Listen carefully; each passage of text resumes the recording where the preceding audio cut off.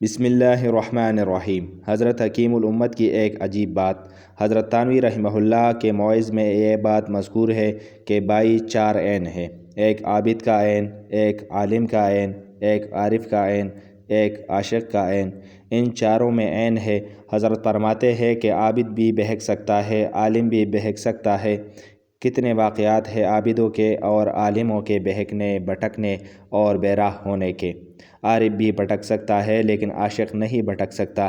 اور پھر مثال کے طور پر بیان کرتے ہیں کہ دیکھو شیطان میں تینوں عین جمع تھے۔ عابد بھی کتنا بڑا تھا، اس کی عبادت کا تو یہ عالم تھا کہ 8 لاکھ سال اس نے عبادت کی ہے۔ زمین و آسمان میں ایک بالش جگہ بھی ایسی نہیں ہے جہاں اس نے سجدہ نہ کیا ہو۔ اور عالم بھی اس پائے کا کہ معلم الملائکہ یعنی فرشتوں کا استاد اس کا لقب تھا۔ فرشتوں کو کتنا علم حاصل ہے، ان سے بڑھ کر اس کو علم حاصل تھا۔ چنانچہ عالم کے پاس عالم بن کر جائے، جاہل کے پاس جاہل بن کر جائے، ہر پنے مولا ہے، اللہ بچائے، یہ سارے علوم و فنون کا ماہر ہے۔ حضرت امام رضی رحمہ اللہ کا قصہ ہے کہ اللہ تعالیٰ کے وجود کو ثابت کرنے کی امام رضی رحمہ اللہ کے 99 دلیلیں اس نے کاٹ دی اور توڑ دیے، تو اس درجے کا یہ عالم ہے۔ اور عارف اس پائے کا ہے کہ جب اللہ پاک نے اس کو حکم دیا کہ تو آدم علیہ السلام کو سجدہ کر، تو اس نے سجدہ کرنے سے انکار کر دیا اور کہا کہ میں ناری ہوں، وہ خاکی ہے، نار اوپر جاتی ہے، خاک نیچے جاتی ہے، لہٰذا ناری خاکی کے سامنے کیسے سجدہ کر لے؟ اس کو تو مجھے سجدہ کرنا چاہیے، نہ کہ میں اس کو سجدہ کروں۔ اس نے اللہ تعالیٰ کے حکم کو ماننے سے صاف صاف انکار کر دیا۔ اس وقت اس کے اوپر اللہ تعالیٰ کا غضب اور قہر نازل ہو گیا۔ 8 لاکھ سال کی عبادت پر پانی پھیر گیا، اس کا علم جہل میں تبدیل ہو گیا۔ باوجود اس کے کہ اللہ تعالیٰ ناراض ہو رہے ہیں، لعنت فرما رہے ہیں اور یہ فرما رہے ہیں کہ یہاں سے نکل جا، تو مردود ہے، اتنا اللہ تعالیٰ اس سے ناراض اور اس کے اوپر اس قدر غضب نازل ہو رہا ہے، لعنت برس رہی ہے۔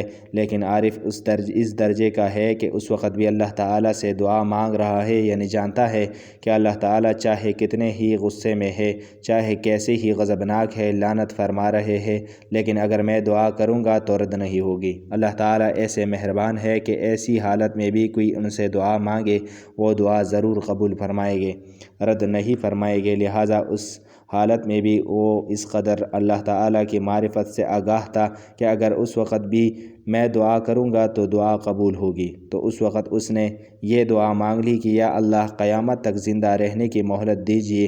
اللہ تعالیٰ نے فرمایا، ترجمہ: اے میرے رب، مجھے قیامت تک زندہ رہنے کی مہلت دے دیجیے۔ فرمایا جا، تجھ کو معین وقت کی تاریخ تک مہلت دی گئی۔ حضرت تھانوی فرماتے ہیں کہ عارف اس درجے کا تھا اور یہ کوئی معمولی معرفت نہیں ہے۔ اگر کوئی دوسرا ہوتا تو مایوس ہو جاتا، جبکہ یہ مایوس ہونے کے دعا مانگ رہا ہے، اور دعا بھی کیسی مانگ رہا ہے کہ جس کا مقصد اس نے خود یہ بیان کیا تھا کہ میں قیامت تک کے آنے والے انسانوں کو بہکاؤں اور بھٹکاؤں اور ان سب کو جہنم رسید کر دوں۔ وہ دعا بھی اللہ پاک نے قبول فرما لی۔ پھر فرمایا کہ وہ عاشق نہیں تھا، اگر عاشق ہوتا تو فوراً سجدے میں گر جاتا، جیسے ملائکہ اللہ تعالیٰ کے عاشق تھے کہ بے چو چرا بس حکم ملتی ہی سجدے میں گر گئے۔ کیا دیکھنا ناری کو، کیا دیکھنا خاکی کو، کیا دیکھنا نوری کو، بس حکم ہے تو سر آنکھوں پر، اسی لیے فرشتے فوراً سجدے میں گر گئے۔ وہ عاشق تھے، اور جو عاشق ہوتا ہے وہ چو چرا نہیں کرتا، وہ تو کہتا ہے کہ حکم فرماؤ کیا ہے، اور حکم سنتی ہی وہ فوراً حکم پورا کرنے کے لیے تیار۔ حق اور سچ تو یہ ہے کہ جب کوئی عاشق ہو جاتا ہے تو پھر وہ مردود نہیں ہوتا۔ یہ اللہ والے اللہ تعالیٰ کے عاشق ہوتے ہیں، اسی لیے ہمارے جانے سے ہماری برائیوں کا ان پر عکس نہیں پڑے گا بلکہ ان کی اچھائیوں کا عکس ہم پر پڑے گا۔ جب ہم کسی اللہ والے کی خدمت و صحبت میں جا کر اخلاص کے ساتھ رہیں گے تو ہماری بھی کایا پلٹ جائے گی۔ جب چاہو جہاں چاہو اس کا تجربہ کر کے دیکھ لو، کسی آوارہ بدمعاش کے پاس 10 دن رہ کر دیکھ لو اور کسی اللہ والے کے پاس جا کر 10 دن بیٹھ کر دیکھ لو، زمین و آسمان کا فرق نظر آئے گا۔ یہاں پر برائیاں چھوٹتی نظر آئے گی، وہاں پر برائیاں گھستی نظر آئے گی۔ بہرحال خوف کا درجہ فرض یہ ہے کہ جب گناہ کا موقع آ جائے، نافرمانی کا موقع آ جائے، فسق و فجور کا موقع آ جائے تو آدمی اللہ تعالیٰ کے غضب کو یاد کر لے، اللہ تعالیٰ کی ناراضگی کو یاد کر لے اور یاد کر کے اس گناہ سے بچے۔ یہ فرض ہے۔ اس کے بعد ایک درجہ مستحب کا یہ ہے اور ایک درجہ غیر محمود ہے۔ اللہ تعالیٰ ہم سب کو توفیق عمل عطا فرمائے اور اپنی رحمت سے ہمیں اتنا خوف عطا فرمائے جو ہمارے اور اللہ تعالیٰ کی نافرمانیوں کے درمیان حائل ہو جائے۔ آمین۔ جزاک اللہ خیرا۔